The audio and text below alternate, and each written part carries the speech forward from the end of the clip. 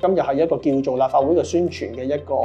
節目啦，一個活動啦。咁我哋咧就係跟翻呢一個嘅政府規定咧，就係要講翻其他候選人嘅姓名嘅，就包括係1號嘅新社聯嘅譚振國啦，2號工聯會嘅曾勁聰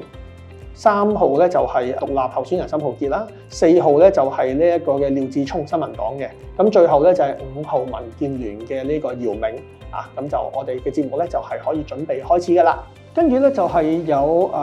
交通嘅問題嘅 B1 巴士咧，而家咧就要經元朗，咁但係佢又有留意到咧架巴士入元朗之前咧就已經落咗好大部分嘅客人㗎啦，咁佢就覺得咧呢個巴士如果經元朗嘅話咧係浪費咗呢一個嘅公共資源啦，同埋亦都係浪費咗呢個乘客嘅時間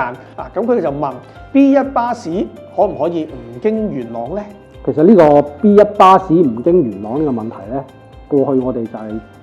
都提過好多啦，喺區議會就係講 B1 分拆路線，一條就天水圍唔經元朗，一條就由元朗直接出發。咁都同呢一個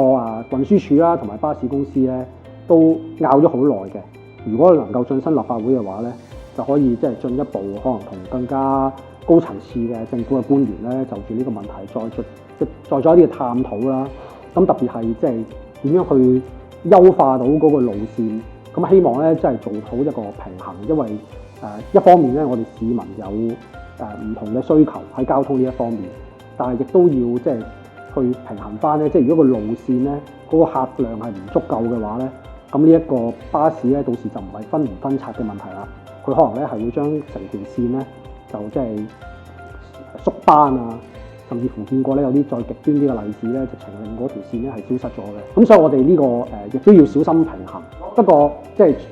過去咧都一直有留意到呢個問題嘅。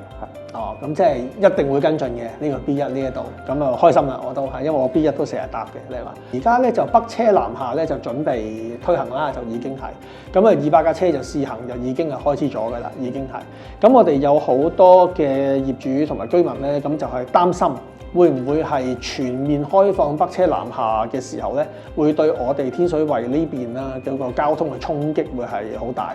我哋會即係你做立法議員嘅話啦，點樣會去解決同埋應對呢一個大量嘅北車來港嘅呢一個問題？我哋政府或者係你所知嘅，我哋有啲咩應對方案係舒緩呢個問題或者解決呢個問題咧？北車南下同港車北上咧，其實都某程度上係即係同一類型嘅政策嚟嘅，就係希望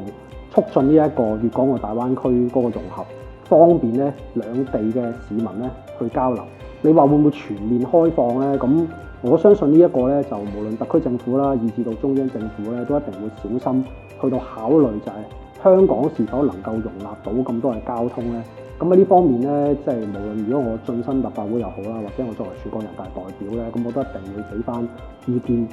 即係呢個兩地嘅政府咧，必須要考慮呢一個容量嘅問題。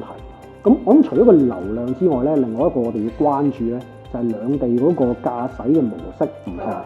個習慣唔同。大家知道香港我哋不嬲都係右軚，內地咧係左軚嘅，咁所以佢哋嗰個駕駛模式咧同我哋唔同，交通嘅規則亦都有唔同。其實我哋更加需要 focus 去睇嘅就係我哋容許呢啲車落嚟嘅時候咧，我哋係咪應該先要為佢哋作一啲適當嘅培訓，讓佢哋知道我哋香港嘅交通法例同埋規則係點樣樣。咁呢個咧就更加可以防止到咧佢哋落到嚟嘅時候咧，因為唔適應本地嘅交通情況咧而發生交通意外。咁仲有另一個問題咧，亦都係好多電單車嘅車主問嘅。咁佢哋咧就問會唔會你可以幫佢哋爭取到喺天水圍又好，或者喺呢一個元朗都好啦，即係會再多一啲嘅固定嘅一啲嘅叫做電單車泊位。以我所知咧，就呢個電單車嘅泊位咧，其實一路都有增加嘅。不過咧，大家可能覺得都係唔夠咧，可能係因為供不應求啦。因為我時不時咧，我都會收到一啲政府嘅諮詢。咁過去我哋曾經做過一啲考察，都睇到例如一啲多層摺疊式嘅泊位又有啦，甚至乎有一啲藏喺地底嘅都見過啦。咁呢一方面咧，就可以推動政府多啲去研究呢一方面，即係用一啲慳地嘅方式，但係又可以建設到更加多嘅車位。咁我諗呢一個咧，先至係真正可以幫到我哋無論電單車又好啦，或者係其他駕駛私家車嘅朋友都好啦。咁呢一個其實都係有一個需求喺度嘅。即係從呢個科技着手去解決土地不足嗰個叫做問題咁樣。